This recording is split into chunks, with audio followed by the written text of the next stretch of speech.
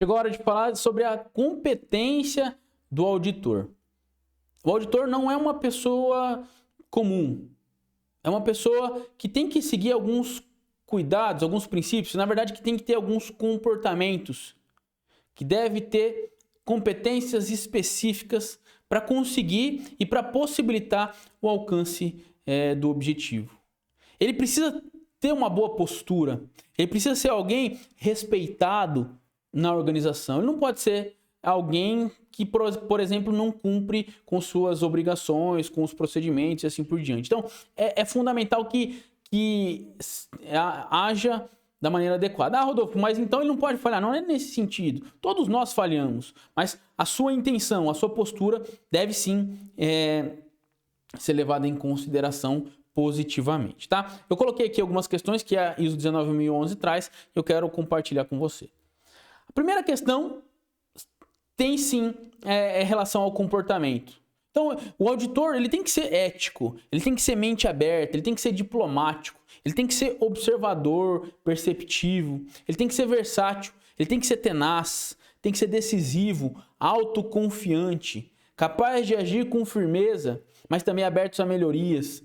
Tem que ser culturalmente sensível e colaborativo. Eu não vou explicar cada uma dessas características, mas o que eu mais quero destacar aqui e quero que enfatizar que sim, ele tem que ter uma postura adequada. Ele tem que não necessariamente ser exemplar, mas sim buscar fazer o certo sempre. Qualidade carece disso. Qualidade precisa de seriedade, de responsabilidade. E o comportamento do auditor é uma das questões que deve ser levada em consideração, tá? Ah, mas só um auditor com bom comportamento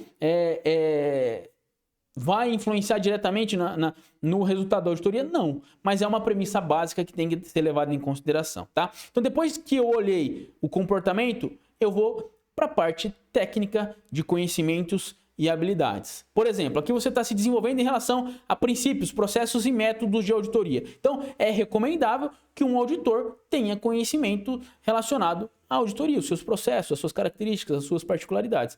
É uma recomendação que sim. Também que ele tenha conhecimento sobre normas de sistema de gestão e outras referências. Então, por exemplo, para você auditar um sistema de gestão baseado na ISO 9001, além de ter esse treinamento de boas práticas de auditoria, de ser aprovado nele, você deve ter, né, convém que você tenha também um treinamento de interpretação da ISO 9001, da última versão, para que você consiga executar o seu trabalho da melhor forma. Lembre-se, o objetivo da auditoria é uma premissa básica. Sem conhecer a 9001, eu vou conseguir alcançar o objetivo? Não, tá? Ah, mas Rodolfo, é um requisito? Não necessariamente um requisito, mas sim uma recomendação.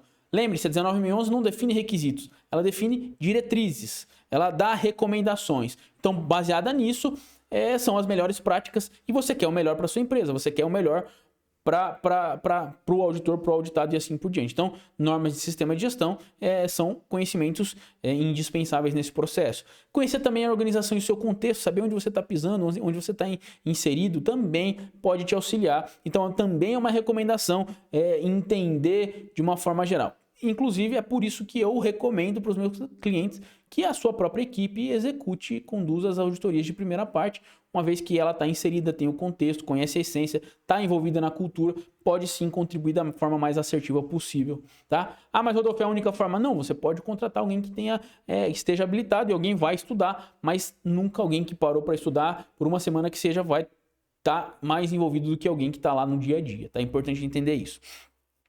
E também conhecimentos relacionados a requisitos regulamentares e estatutários aplicáveis. Enfim, tem alguma lei, a organização precisa cumprir alguma regra geral, alguma lei, algum princípio, algum requisito do Inmetro, por exemplo, se for uma indústria, um produto, convém que você também, enquanto auditor, conheça e tenha entendimento sobre esses requisitos que vão te auxiliar e vão influenciar também no direcionamento e no bom andamento da auditoria.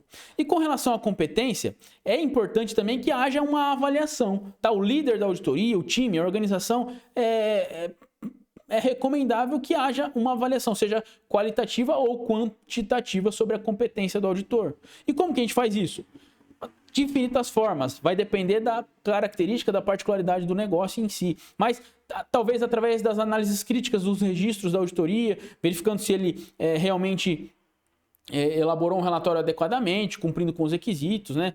Verificando também a formação, a experiência profissional, fazendo retroalimentação, dando feedback, olha, aqui tá muito bom, continua assim, aqui poderia ser diferente, faz assim, né? Dando o direcionamento, entrevistando, observando ele executar a auditoria, fazendo testes, enfim.